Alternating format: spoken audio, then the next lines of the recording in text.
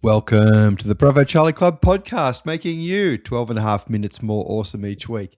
He's Ben. I'm Richard. Let's go. Ben, how you doing this week?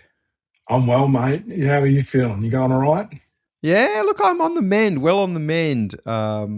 We missed our episode last week because I had pneumonia, which is not as much fun as they say. So if you have the chance to give it a miss, I recommend it. So, yeah. It's a good word to say. It's not a good thing to have, is my understanding. I can only spell it because autocorrect keeps fixing it up for me whenever I try and type it into a text message. Yeah. Yes. I'm still not sure how to get it. But anyway, yeah, when a flu goes bad. So yes. Well, I'm good to have you back. Nice to be back. Speaking of being back, new listener countries to call out, mate. Kenya have joined in. Kenya. Now the primary language is Swahili. So the most common way we say hello is habari, which does not just mean how are you, it also means what's the news. Habari. So I like it. To our friends in Kenya. Hey, this week in the Fully Wake Project, mate, you were going to share some feedback on Domino's, which I feel like I need to man, go over a soapbox and grab some popcorn. Feedback is there a point where wild ranting crosses into I love Richard rants. Actionable feedback for Domino's. Well, so here's the thing.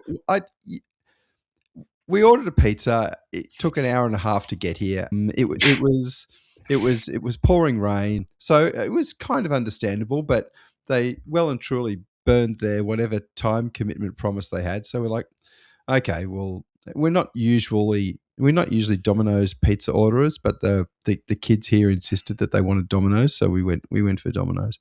Got it. And it's just great to have a house full of hungry kids too who can't wait for the pizza to arrive. That's another story. just heightening the entertainment value of the whole saga. So 2 weeks after that, they sent us a little thing appeared in the mailbox saying, "Look, we're sorry we let you down, and this is we like to apologize, and we'd like to give you a free pizza." And it had free in giant letters, across the top of the little card that comes in. Oh, okay, that's nice. And so it sat there on the fridge for 3.5 weeks until the thing was about to expire in 2 days' time. And we're like, oh, that pizza voucher on the fridge. And then you sort of like, you feel compelled to use the free pizza voucher, right? Yes, and can't let a free pizza go to waste. Oh no, you can't let a free pizza. So you wait until you've used everything in the fridge and you're down, and it's like Friday or Saturday, the day before you're about to do the grocery shop. So there's nothing in the fridge anyway. And you go to try and order the pizza, and then you see that asterisk on the thing, and you're kind of like looking down at what free actually means. It ended up being free for pickup only, and if you delivery charges excluded, minimum delivery order $22.90 or something, and so it didn't actually end up being anywhere close to free. I mean, it didn't end up even being half price. I think it ended up being like 40% off, and you have to go out and buy another pizza that's at least $22.90. And so anyway, I just feel like Domino's completely worked me over with the generosity play. So I got one question. In hindsight, because we always get caught out and then go and read the fine print. Like if you had actually read the voucher, would you have realised you were about to be, taken advantage of, or was it just that unclear? It was. If I sat down and read it deliberately instead of glancing over, like, should you be allowed to have free in a font that's 10 times the size of the small print that sits underneath it? Like good conundrum. Bottom, like, that just, I don't know, it doesn't seem right. But anyway, look, the details were all there. If you actually read through the, I don't know, what is it? There's 7 different fonts and the big thing that stands out at the top. And you had an abacus sideways across the middle, and then the bold stuff across the middle, and then the stuff in like 5-point font down the bottom. Conditions apply. Oh, yeah, probably, Yes. I got a feeling you won't be eating Domino's for a little while. Well, I think they're out. They're Yeah, definitely they're gone. now, Oh, so just banned. out. Gone. Oh, Gone. wow. Dead to There me. you go. They are dead to me. Domino's, you've lost Richard. Hey, you've lost a not very loyal customer. Very unloyal. With his own podcast, you have made a very powerful enemy. Very powerful. Oh, goodness me. Hey, Richard, did you know that Gen Zs need Wi-Fi to brush their teeth? What? Let me explain. I'm going to explain this. So my wife was away, and so I had the house with my daughter for a few nights, and I needed to do a reset on our server. Anyway, she'd been studying diligently, and she walked past. She said, "I'm off to brush my teeth." And I was like, "Great! I can reset the server now that she's finished studying." And anyway, I've done the reset. It takes a few minutes to power back up and stuff. It does. And Yeah. before it's powered back up, she's walked down the stairs and said, "Dad, there's no Wi-Fi." I'm like, "I thought you were brushing your teeth." She said, "I am."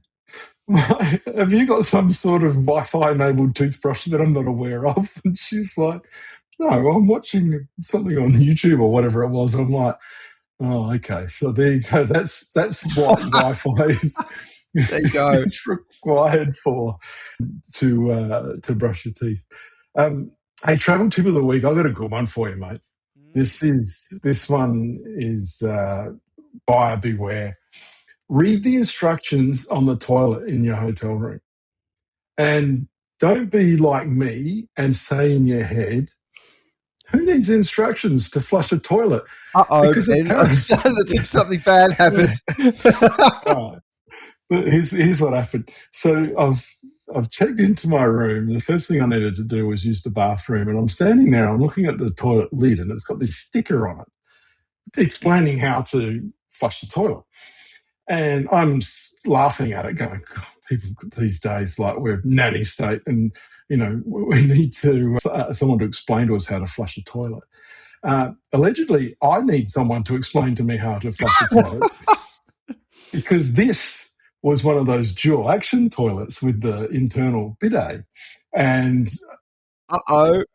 and being a male standing in front of a toilet, pressing not the flush button but the bidet button, I am suddenly a set of clothes short of my next meeting. Damn.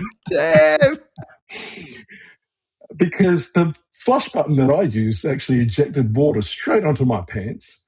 Great. Which always a fantastic look. Hello, ladies. So, and I've obviously in my own hotel room was able to take a quick shower, change clothes, and make it to my next meeting on time. The funny part of the story was not the fact that I did it once. The funny part was I did it twice. Now, the second time was sort of in the Matrix level where I did that roar and I was like going backwards and it missed me and just like sprayed the whole bathroom. But travel tip, take it from me. Read the stickers on the toilets, folks. Sounds like good advice. Hard one advice. Yes, and that's what I'm here for. I'm here to share those experiences. Any listener feedback coming in, mate? We have quite a bit of listener feedback, actually. It's been piling up over the last few weeks. Listener MM writes in, and he's been banned from doing the washing anymore. Previously mixed light and dark too many times. His other half is very scientific about what goes in, how much goes in, and never, ever leaves the washing machine once it's done. Well, in the washing machine, I guess. Oh, never leaves it in the washing machine once it's done. Yes, there we go. Yeah. So yeah, washing machine. It's a hot issue. Also, listener JA writes in, love number 54, travel tips galore, and on the laundry once again, cloth laundry bags. Yep. All the way, which is very good. Shoe bags as well for sneakers. Great, very pro tip. And he says heathens don't separate whites and darks. Not likes and darks. Whites. Whites only with whites. Heathens. And you can't overload the machine. So there we go. JA and I, we are on the same page. He's on your bus. Okay, one for Richard. But most importantly, Ben, a certain listener, TF, aka Tanya, aka your wife, writes in and says the reason she doesn't separate any of your clothes, Ben, is because everything is work black or Carlton navy blue. Fair call. She also adds that she is not a heathen and she washes towels and cleaning cloths separately. And in fact, your description of her washing strategy / technique was misleading at best and dodgy at worst. So there we go. Hang on, did both JA and my wife use the word heathen? They did. In fact. There's something dodgy going on there. JA needs to lie down. All right, uppercut received. My wife actually gave me very specific feedback after the last episode dropped. Yeah, it's a bit frosty around the house, around the washing machine. Doing the washing ever again, Ben? I don't know that's how it works. I think I might just have to do my own washing. Oh, goodness me. Hey, all right, Conundrum of the week. Why don't we just get given biotics? Like, you're sick right now. You go to a doctor, and they're going to give me an antibiotic. Antibiotics? I've been on them all week, yes. It sounds so negative. Why don't we just get given biotics? Well, you get antibiotics to get you better, and then you have probiotics to build back up after you've had the antibiotics. Like, what's a biotic then? I don't know. No, someo's going to have to write antibiotics, probiotics. It's probably antibiotics too. Pharmacist, if you're listening, talk us through that one. Biotics. Yeah, I don't know the answer to that. We're back on our normal not knowing the answers to conundrums, which is good. I've got a follow-up one for you to have a crack at. How long exactly did it take to build Rome? Well, I think we all know that, Ben, that it wasn't a day. We know it wasn't a day. So does that mean it was one plus days? So I think it was more than 2 as well. Well, I think when you actually go there and have a look around, they're still building it. True. Been like the Colosseum for a while. Oh, goodness me. Yeah, so if anyone would like to write in and let us know how long it took to build Rome, we're also interested. Hey, that's it. Already fabulous Roman cliches as well. Yes, we love Roman cliches. Hey, listeners have been BC Seminar Week. To our listeners, thanks for joining in. Maybe if you enjoyed this episode, shoot it through. Don't flick it through to one of your mates. Just get in touch with us through the links in the show notes.